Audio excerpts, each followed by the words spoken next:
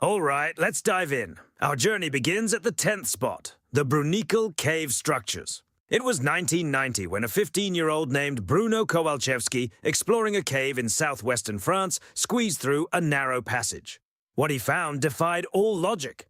More than 1,000 feet underground, deep within the Bruniquel Cave system, two enigmatic circular structures rested on the cave floor. They were meticulously crafted from around 400 broken stalagmite pieces, deliberately arranged into geometric rings. For years, archaeologists firmly believed these were the handiwork of early modern humans. They had to be, because no other explanation made any sense. Then, in 2016, a pivotal moment arrived. A team spearheaded by archaeologist Jacques Joubert published their dating results in the prestigious journal Nature, and the entire scientific community fell into stunned silence. The structures were an astonishing 176,500 years old.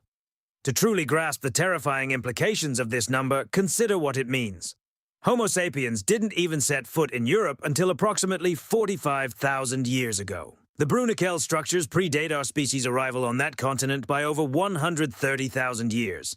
These were not built by us. They were built by Neanderthals. And perhaps even more incredibly, they were built in a location that no torch-wielding hominid should have ever been able to access. The construction site lies much deeper within the cave than any natural light could ever penetrate. Reaching it would have demanded sustained artificial illumination, coordinated navigation through passages prone to seasonal flooding, and a deliberate conscious decision to construct something in absolute crushing darkness, far beneath the surface world. And the structures themselves reveal something even more unsettling.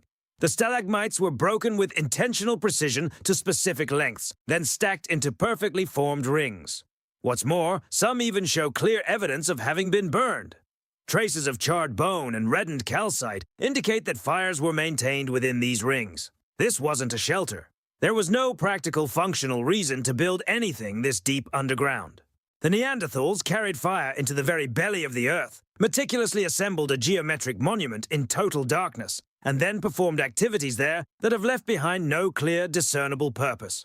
What makes this discovery particularly unnerving is the profound implication it has for our understanding of Neanderthal cognition. Symbolic behavior, organized group planning, complex deep cave ritual activity. All of these were present in a species that we had consistently assumed was far simpler than our own. They were constructing sanctuaries deep underground while our ancestors were still confined to the African continent. The sheer weight of the assembled stalagmites alone exceeds 2.2 tons. Moving that colossal amount of material into position would have required multiple individuals, working in close coordination across repeated, dangerous expeditions into the cave. The fires discovered burning inside the rings consumed wood and bone that had to be brought in from the surface, painstakingly carried through passages that would flood seasonally, navigated by individuals who, to our current understanding, had no reason to be there, except for one that we are now completely unable to recover. The truly disturbing aspect isn't just what these structures are, it's about what we no longer confidently know about the mysterious beings who made them. An entire, vibrant interior life existed within a species we had casually written off as nearly mindless, and it existed in the dark, deliberately hidden from the world above. Coming in at number 9, we have the astonishing Chauvet Cave paintings. On December 18, 1994, 3 dedicated cave explorers in the Ardèche region of France followed a faint whisper of air into a sealed chamber. Jean-Marie Chauvet, Eliette Brunel, and Christian Hilaire stepped into a gallery that had remained untouched, sealed off from the outside world for approximately 28,000 years. The walls surrounding them exploded with vibrant images. Majestic lions, powerful rhinoceroses, enormous mammoths, formidable bears, and graceful horses, all rendered with a technical sophistication that by all accounts should not have been possible for that period. The paintings were so astonishingly advanced that initial researchers, relying solely on artistic style, dated them to roughly 15,000 years old. But then, radiocarbon dating revealed a vastly different story. The oldest images within Chauvet Cave are 36,000 years old. Some might even stretch back 37,000 years. This places them among the very earliest confirmed figurative paintings in human history. Yet, they showcase techniques that later civilizations would take tens of thousands of additional years to rediscover. The Chauvet artists masterfully used shading to create breathtaking three-dimensional volume. They meticulously scraped the cave walls to prepare perfectly smooth canvases before applying their pigments. They expertly employed perspective, skillfully overlapping figures to suggest both movement and profound depth. The animals they rendered showcased an anatomical precision that demanded direct observation and profound skill. None of this should have been possible at the dawn of human presence in Europe. The truly unsettling aspect of Chauvet is the sheer sophistication gap it reveals. For decades, art historians operated under the firm assumption that human artistic capability slowly evolved, progressing from rudimentary stick figures towards breathtaking realism over tens of thousands of years. Chauvet utterly obliterated that timeline. The very first cave artists were already masters, demonstrating a proficiency present from the outset, fully formed. This suggests either that artistic capacity emerged far earlier than any surviving evidence currently indicates, or that our fundamental understanding of how cognitive abilities developed in our species is profoundly flawed. Crucially, these paintings almost exclusively depict fierce predators and dangerous animals, rather than the prey species so common in later cave art. This wasn't a record of hunting, it was something else entirely, something rooted in ritual or visionary experience. And the artists who created it knew precisely what they were doing. The most haunting detail lies deep within the chamber's innermost recess. A bison-headed female figure, one of the earliest known depictions of a hybrid being, painted on a rock pendant, dramatically hanging from the ceiling. Imagine it. Someone, 36,000 years ago, stood in absolute darkness and brought a god into existence. The chamber housing this figure is so remote from the cave entrance that any artist working there would have needed multiple torches, extensive planning, and the sheer nerve to paint by flickering firelight, utterly isolated. The image's purpose remains a profound mystery. No archaeological framework can reliably explain why early humans would venture so deep to create figures they would rarely, if ever, see again. These caves were not galleries. They were something far older and stranger, and we stumbled into them 28,000 years too late. Number 8. The Denisova Cave Bones. In 2008, Russian archaeologists excavating a cave nestled in the Altai Mountains of Siberia unearthed a single minuscule fragment of finger bone belonging to a young girl. This bone was astonishingly tiny, roughly the size of a grain of rice. It was found within layer 11 of the excavation, dating its origin to somewhere between 50,000 and 76,000 years ago. Researchers dispatched it to the Max Planck Institute in Leipzig for genetic analysis, fully expecting confirmation that it belonged to either Neanderthal or modern human lineage. Yet when the DNA results returned in 2010, they unveiled something nobody anticipated. The bone belonged to a previously unknown hominid species. They promptly named this new species Denisovans, after the cave where the fragment was discovered. But that name was almost all anyone could provide at the time. An entire species was defined by this single finger bone, along with a few teeth and a partial jaw eventually recovered from a cave in Tibet. To this very day, we possess no complete Denisovan skeleton. We have no skull. We simply don't know what they looked like, how tall they stood, or how they moved through the world. An entire branch of humanity existed on Earth for hundreds of thousands of years, contributed DNA that is still present in populations ranging from Melanesia to Southeast Asia, and left behind almost no physical trace of their existence. What makes the Denisova Cave discovery particularly disturbing is the stark truth the genetic evidence reveals about our past. Modern humans carry Denisovan DNA. Tibetan populations, for instance, inherited a crucial gene variant from Denisovans that grants them the ability to survive comfortably at high altitudes, powerfully suggesting that this extinct species had already adapted to the challenging Himalayan plateau long before Homo sapiens ever arrived. Furthermore, populations in places like New Guinea and Australia carry up to 6% Denisovan ancestry. This species walked the Earth alongside both Neanderthals and early humans, interbred with both, and then, inexplicably, vanished. The fossil record offers us only a scattered handful of bone fragments. But the genetic record paints a vastly different picture. Denisovans were everywhere. They thrived for hundreds of thousands of years. They developed specialized adaptations to extreme environments, and they shaped modern human biology in profound ways we are only just beginning to grasp. The truly unsettling implication of all this is the monumental scale of our ignorance.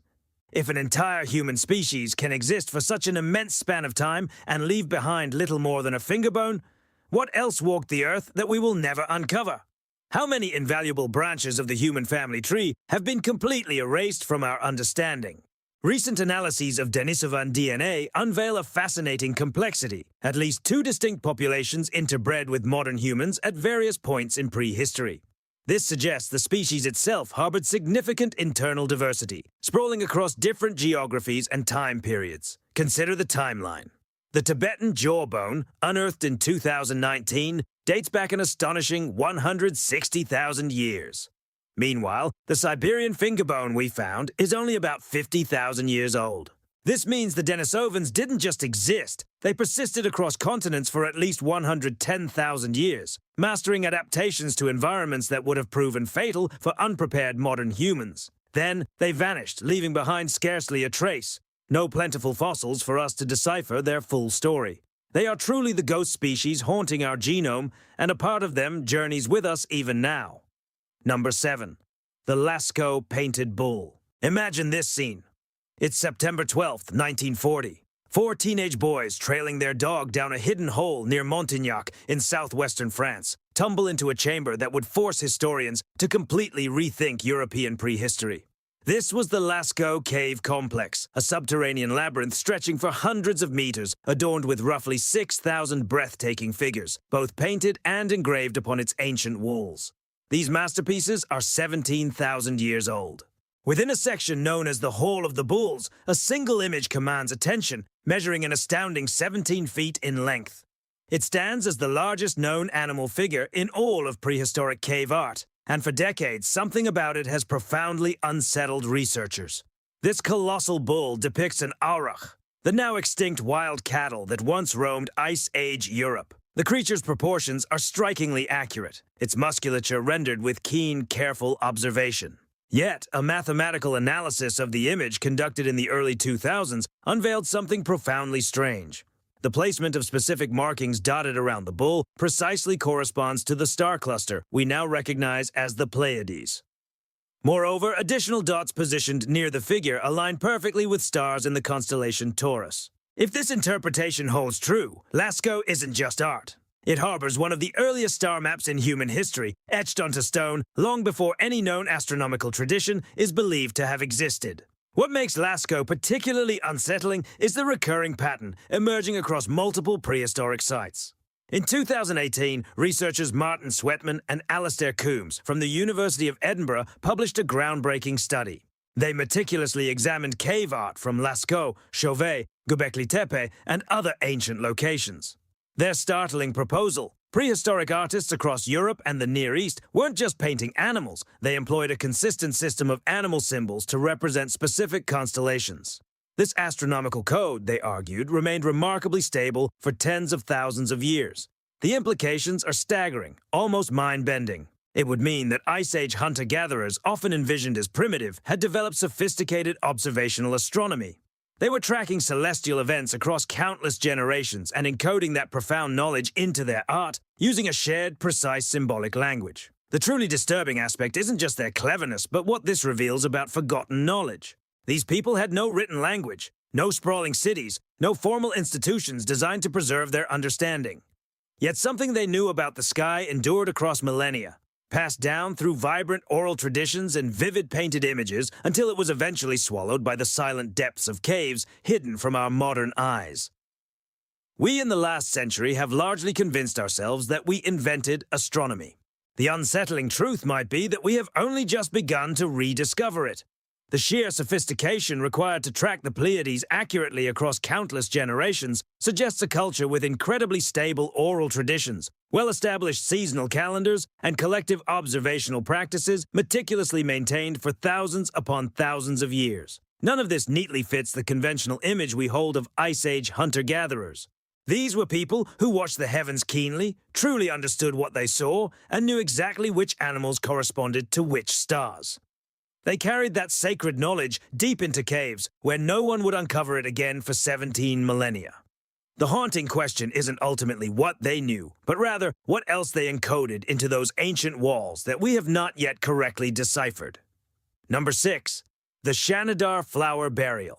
In 1960, anthropologist Ralph Selecki was diligently excavating a cave nestled in the Zagros Mountains of northern Iraq.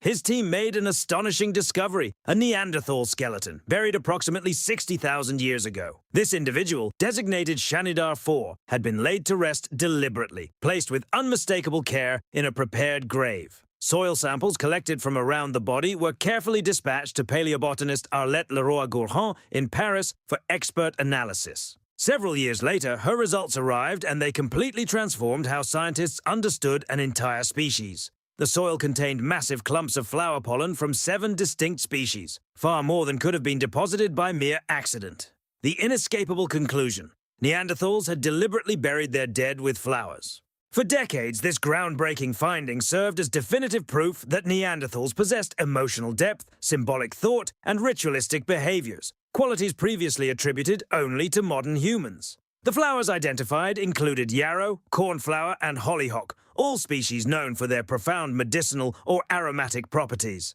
This vivid image of Neanderthals tenderly laying flowers on their deceased became one of the most powerful correctives in the history of anthropology. For over a century, we had relentlessly portrayed them as brutish, subhuman creatures. Yet here was undeniable evidence that they grieved, that they commemorated, and that they profoundly understood loss. However, recent reanalysis has complicated this evocative interpretation of the flower burial. Some researchers now contend that the pollen could have been deposited by burrowing bees, nesting in the cave long after the original internment. While this debate rages on, what truly makes the Shanidar Cave so unsettling is what else it has divulged. Shanidar 1, a different Neanderthal skeleton recovered from the very same site, displayed a terrifying array of devastating injuries. This individual had miraculously survived a crushing blow to the skull, an impact so severe it left him permanently blind in one eye. His right arm was either amputated or withered from a catastrophic injury. He also suffered from debilitating arthritis, significant hearing loss, and a multitude of healed fractures across his body. Yet, he lived for years after these traumatic events, a survival that would have been utterly impossible without the sustained and dedicated care from his community. Someone fed him. Someone zealously protected him. Someone kept him alive when all odds dictated he should have perished. The Neanderthals of Shanidar Cave, a full 60,000 years before any written record of compassion existed, cared for their injured and reverently mourned their dead. They were not the one-dimensional savages depicted in outdated reconstructions. Instead, they were something far more familiar to us, and their ultimate extinction becomes increasingly difficult to fathom with every new discovery revealing their complex humanity.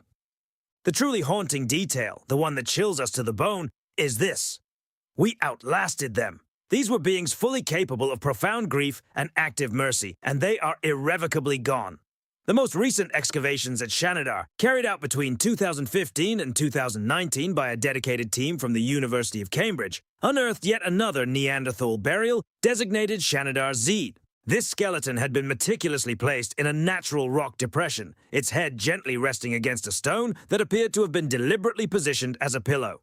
The body was surrounded by compelling evidence of repeated visitation over time, strongly suggesting that Neanderthal groups returned to this sacred site across multiple generations to bury their dead together. It was unmistakably a cemetery. A species we once cruelly denied a soul was, in fact, maintaining shared burial grounds tens of thousands of years before the very first human city was ever constructed. And they conducted these solemn rituals within the same cave system for such an extended period that the bones of their ancestors were still in the earth when they laid their own generation down. Next, number 5, the extraordinary Sulawesi pig painting. On November 11, 2019, a team of pioneering researchers led by archaeologist Maxime Aubert at Griffith University in Australia published findings in the prestigious journal Nature that fundamentally reshuffled the entire human origin story.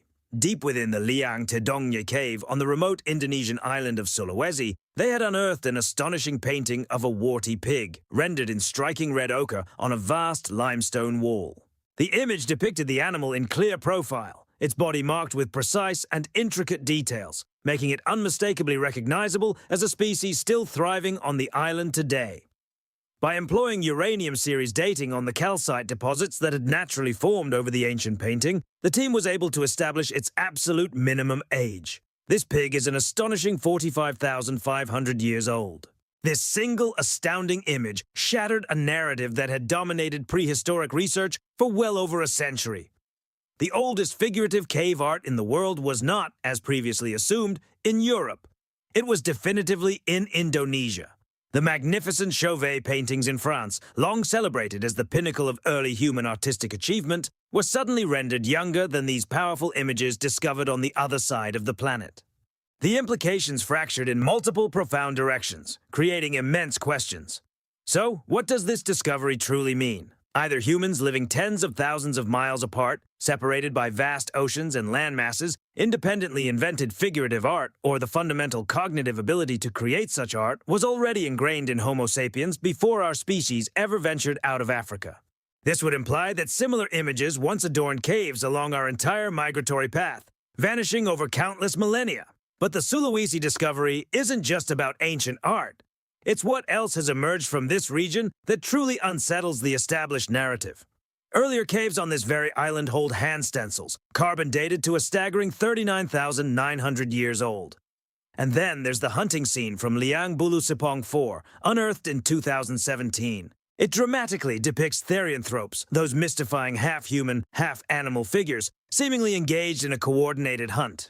This remarkable scene is estimated to be 43,900 years old, easily making it the earliest known narrative art in all of human history. Just imagine. Prehistoric Indonesians were vividly painting hybrid beings, crafting spiritual iconography, and staging complex scenes long before Europeans had even mastered how to sketch a horse. The deeply disturbing implication of all this is how it shatters everything we thought we understood. The perceived cradle of early human culture, the place we'd been searching for it, might have been entirely wrong. We painstakingly constructed our entire understanding of prehistoric cognition around European archaeological sites, simply because those were the caves we stumbled upon first. But now it seems plausible, even probable, that somewhere within the dense tropical forests of Southeast Asia, in caves yet to be discovered, images far older and infinitely stranger than anything in our current records are patiently waiting to be found. The epic story of early human consciousness, it turns out, was written in ochre across multiple continents, and until now, we've only been able to read a single, solitary page. Compounding this revelation is a brutal reality. The Sulawesi paintings are decaying at a rate that outpaces researchers' ability to even document them. Climate change and the relentless rise in temperatures within these tropical limestone caves have drastically accelerated a process called mineral exfoliation. This means entire sections of the priceless prehistoric art are flaking off the walls, disappearing forever. Each passing year, irreplaceable fragments of the oldest figurative images in humanity's story are irrevocably lost to the corrosive forces of humidity and time. We spent 40,000 years completely unaware these caves even existed. And now, we may have less than a single century to record their contents before these ancient, profound images vanish into oblivion. The truly chilling thought is that for every single painting we've managed to find in time, an incalculable number have already been erased. Which brings us to point number 4, the Atapuerca Pit of Bones. In 1984, Spanish archaeologists began excavating a site within the Sierra de Atapuerca Mountains of northern Spain. This particular discovery would force nothing less than a complete rewrite of human evolutionary history itself. The site, known cryptically as Cima de los Huesos, or the Pit of Bones, lies at the bottom of a 13-meter-deep vertical shaft, buried deep within an intricate cave system. Reaching it is an ordeal. You must squeeze through impossibly narrow passages, crawl on hands and knees through tight, claustrophobic corridors, and finally descend into a damp, silent chamber where the floor is covered, literally, in hominid remains. To this day, the site has yielded the bones of at least 28 distinct individuals, making it the single largest concentration of ancient human fossils ever unearthed. These bones are approximately 430,000 years old. They belong to a hominid population that clearly predates both modern humans and the classical Neanderthals we know. Genetic analysis has now unmistakably identified this group as early Neanderthal ancestors. The skeletal remains encompass adults, adolescents, and children, all apparently deposited in the same chamber over what appears to be a relatively short, distinct period. There are absolutely no signs that these individuals died naturally, say, from predation. There's no evidence of habitation, no scattered tools suggesting the chamber was ever a living space. The chilling conclusion is that these hominids were placed there deliberately, dropped down the vertical shaft from above, and simply left in the echoing darkness. But what makes the Pit of Bones truly, profoundly unsettling is the single object found amidst these remains. In 1998, researchers recovered a quartzite hand axe from the chamber. This tool had been meticulously crafted from pink quartzite, a material not naturally found at the site itself, meaning it was carried from elsewhere, specifically for this purpose. Even more significantly, the hand axe shows absolutely no signs of use wear. It was brand new, pristine, when it entered the pit. The excavators eventually christened it Excalibur, and its undeniable presence transformed what would have been merely a mass grave into something else entirely. A tool made of rare material, brought to this sacred site unused, then carefully deposited with the dead, represents one of the earliest, most powerful pieces of evidence for symbolic thought in the entire human lineage. These beings, nearly 430,000 years ago, were already burying their dead with ceremonial offerings. The truly unsettling part isn't what they did, but rather how breathtakingly long ago they did it.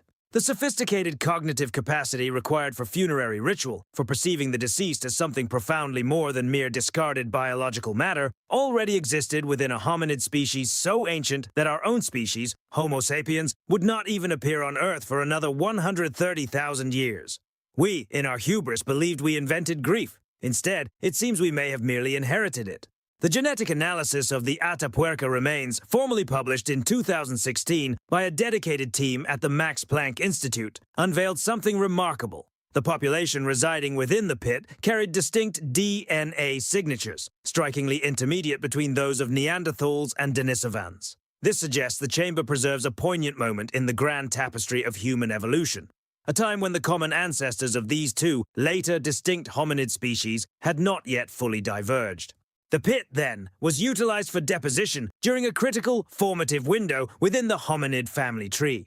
The bones found at its depths are not just the individual remains of ancient lives. They are, in effect, a frozen genetic record of a pivotal branching event meticulously preserved within calcified layers, waiting for almost 500,000 years to reveal to us exactly who our ancient cousins were and what profound understandings they already possessed about death. Moving to our third compelling piece of evidence, the El Castillo Red Disc. In June of 2012, an archaeological team spearheaded by Dr. Alastair Pike at the University of Bristol released dating results from a cave in northern Spain that dramatically reshaped our understanding of the timeline of human artistic expression. El Castillo Cave, nestled in the Cantabrian region, boasts hundreds of ancient painted images, intricate hand stencils, and enigmatic geometric symbols liberally scattered across its ancient walls. By employing uranium-thorium dating on the calcite deposits that had accrued over the paintings, the team successfully established minimum ages for several of these images. One particularly striking simple red disc, positioned high on the cave wall, returned an astonishing date of at least 40,800 years old, thereby cementing its status as the oldest known cave painting in all of Europe. The full implications of this date, however, are far more troubling than they initially appear. Modern humans only arrived in Europe approximately 45,000 years ago.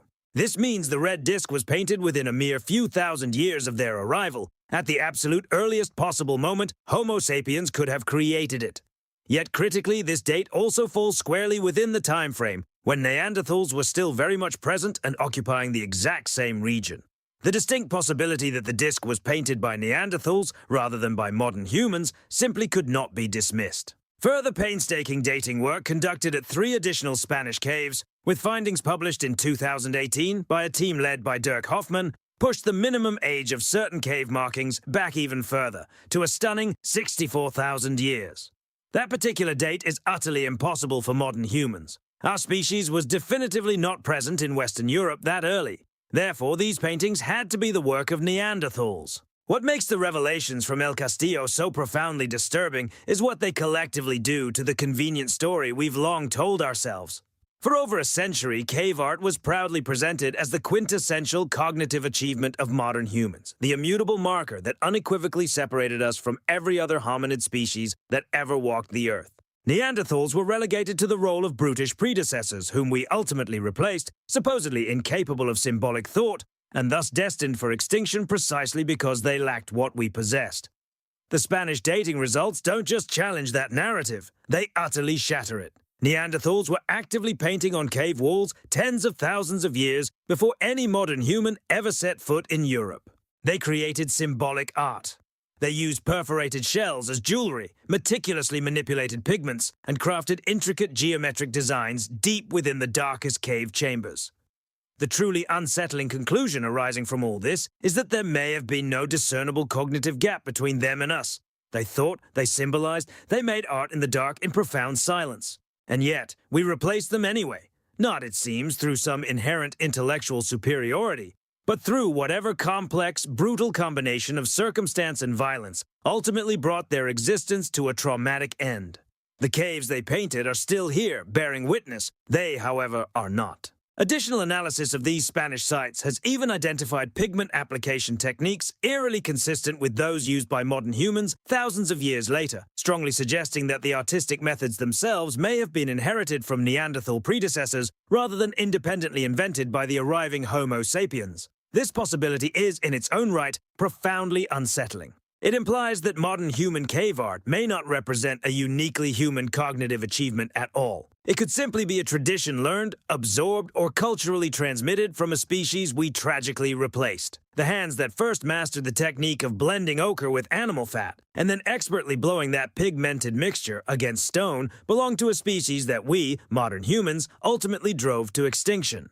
And the very sophisticated techniques they developed, those may have endured for tens of thousands of years beyond their disappearance, meticulously practiced by the descendants of the people who brought their lineage to an end. Now, let's turn to discovery number 2, the Lascaux Cave engravings. Located on the southern coast of South Africa, approximately 200 miles east of Cape Town, this cave, spectacularly overlooking the vast Indian Ocean, has unveiled some of the most profoundly significant artifacts in the entire archaeological record. Since 1991, Lascaux Cave has been under continuous excavation by a dedicated team led by archaeologist Christopher Henshelwood. Each successive layer of sediment they uncover has consistently yielded older and increasingly astonishing evidence of early human cognitive abilities. The most crucial discoveries have emerged from layers dated to a period between 75,000 and 100,000 years ago. This was a time when Homo sapiens had only very recently achieved anatomical modernity and remained largely confined to the African continent. In 2002, Henshelwood's team unearthed 2 distinct pieces of red ochre, each meticulously engraved with deliberate geometric patterns. Cross-hatched lines formed intricate, organized designs on the polished surfaces of these ochre blocks. These engravings were an astonishing 75,000 years old, representing, at the moment of their discovery, the earliest known examples of abstract art in the entire span of human history. Further excavations at the site revealed even older material. Then, in 2011, researchers made a groundbreaking announcement: the discovery of a complete pigment processing toolkit, stunningly dated to 100,000 years ago. This toolkit included abalone shells repurposed as containers, various grindstones, and the preserved residue of an ochre-based paint, mixed according to a very specific recipe.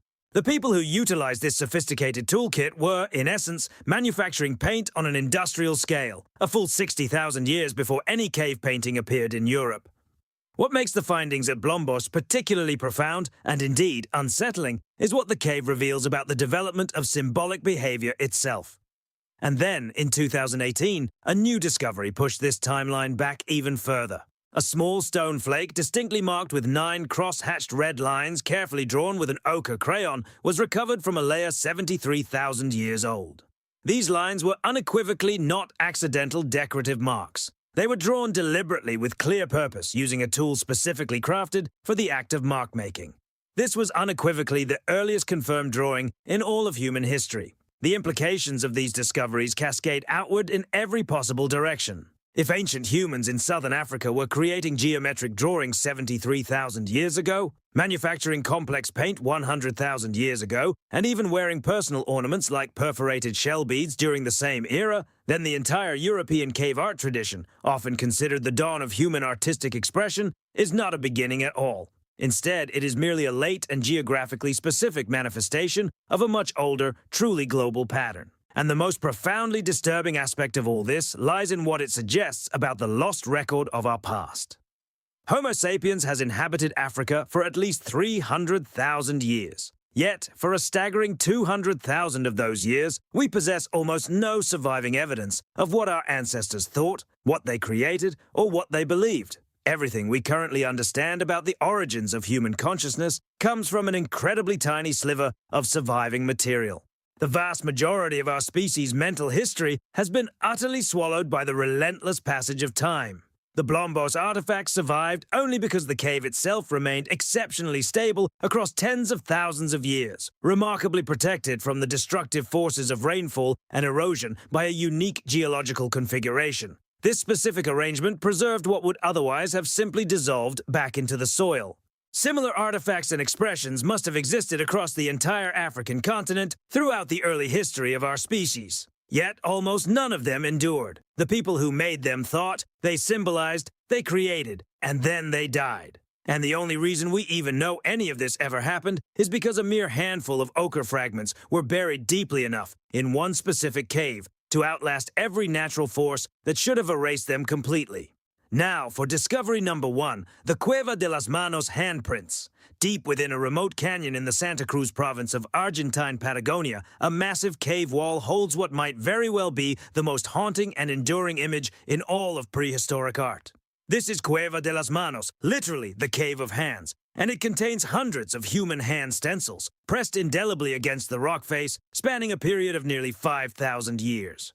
The oldest of these striking images date back approximately 9,300 years ago. The most recent, by contrast, were created around 700 years ago, and every single one of these stencils was made in precisely the same way. An ancient artist, with practiced precision, placed a hand against the wall, then meticulously blew pigment through a hollow bone pipe.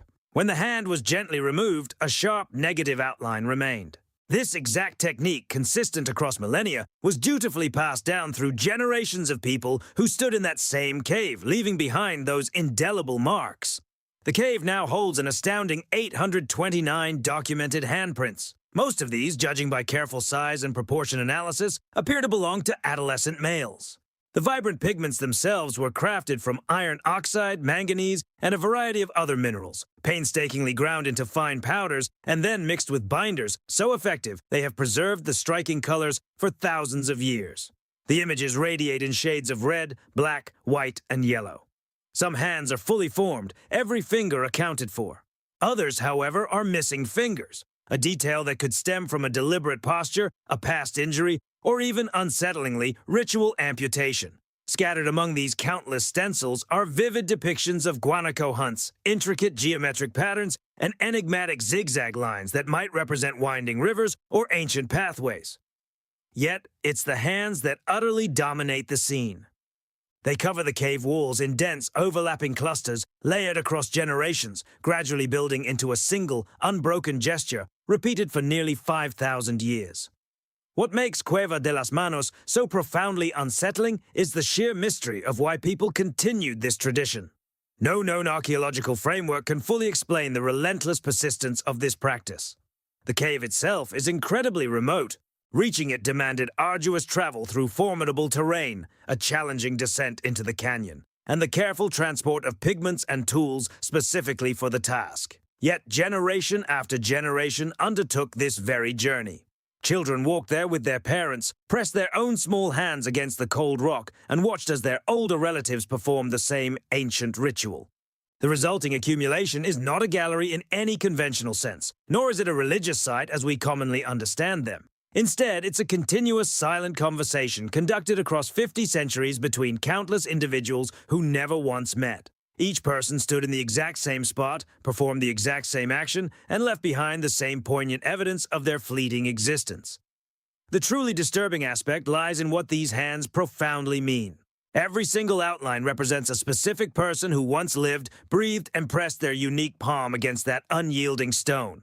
Most of them, by the harsh standards of their time, died in their 20s or 30s. Their names have long vanished. Their languages are long gone. Their entire cultures have completely disappeared.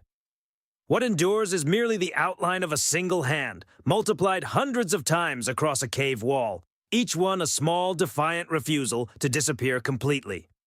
You are reading these very words approximately 9,000 years after some of those individuals made those marks, and incredibly, the hands are still there. The oldest handprints in this cave predate the invention of agriculture itself. They predate the earliest cities by thousands of years. They were meticulously made by people whose world was entirely defined by the guanaco herds they hunted, the rivers they faithfully followed, and the seasonal cycles that utterly governed their survival.